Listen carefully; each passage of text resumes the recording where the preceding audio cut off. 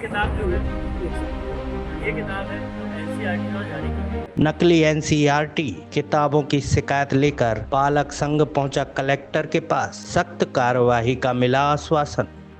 और उसमें यदि किसी तरह की कुछ गड़बड़ हो रही है उसमें बाकायदा जांच करेंगे, जांच पड़ताल करेंगे।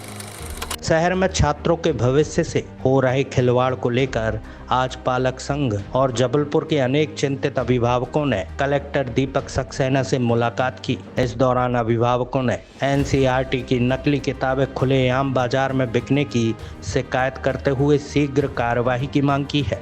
पालक संघ के प्रतिनिधियों ने बताया कि पिछले कुछ समय से जबलपुर के कई पुस्तक विक्रेताओं द्वारा एनसीईआरटी की डुप्लीकेट यानी नकली किताबें बेची जा रही हैं, जिससे छात्रों की पढ़ाई पर प्रतिकूल असर पड़ रहा है। उन्होंने यह भी बताया कि यह स्थिति न केवल शिक्षा के स्तर को गिरा रही है, बल्कि अभिभावकों की मेहनत की कमाई का भी दुरुपयोग कर रही है। अभिभावकों ने कलेक्टर दीपक सक्सेना की पूर्व में की गई कार्यवाही की सराहना करते हुए कहा कि गत वर्ष भी उन्होंने इस मामले में सख्ती दिखाई थी, कई पुस्तक विक्रेताओं पर छापेमार कार्यवाही की थी और दोषियों को जेल तक भिजवाया गया था। बावजूद इसके इस वर्ष फिर वही स्थिति उत्पन्न हो रही है, जिससे प्रतीत होता है कि दोषी व्यापारियों में प्रशासन का भय समाप्त हो गया है।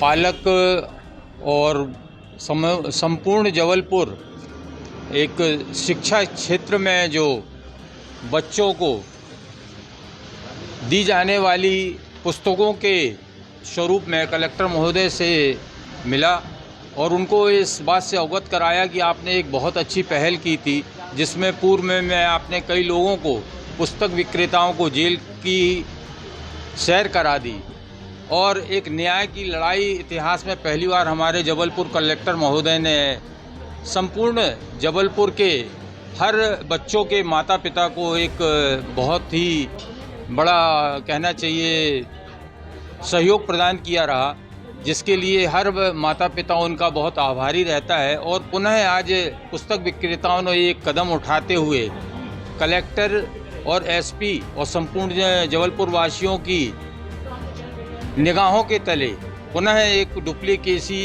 पुस्तकों का विवरण कर रहे हैं, जो कि न्याय उचित नहीं है। आज कलेक्टर महोदय ने इसका संज्ञान लिया, हम लोगों ने उनको 2 पुस्तक भेंट की और इस स्थिति से अवगत कराया कि आप सभी ने जो कदम उठाए थे, आज उनके रहते हुए भी पुनः इनके हौसले इतने बुलंद हो गए हैं कि पुनः डुप्लीकेट पुस्तकों का हम पालकों को वितरण किया जा रहा है, इसमें वाटर मार्क के अलावा इस पुस्तक का वजन देखेंगे, इस पुस्तक की क्वालिटी देखेंगे, प्रिंटिंग देखेंगे, आप सभी लोगों को इसमें समझ में आ जाएगा।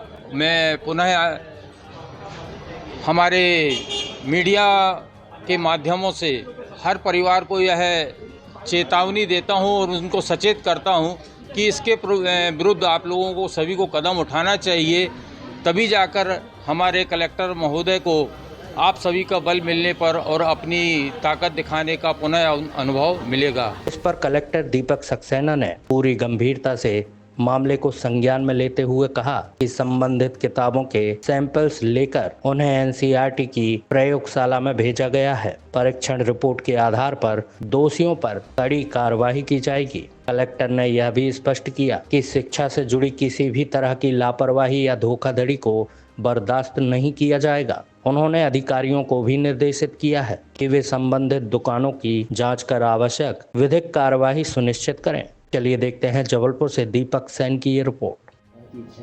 हाँ देखिए, ये इस तरह की जो शिकायतें हैं ये आती रहती है, लास्ट ईयर भी आई थी, इस साल भी आई थी।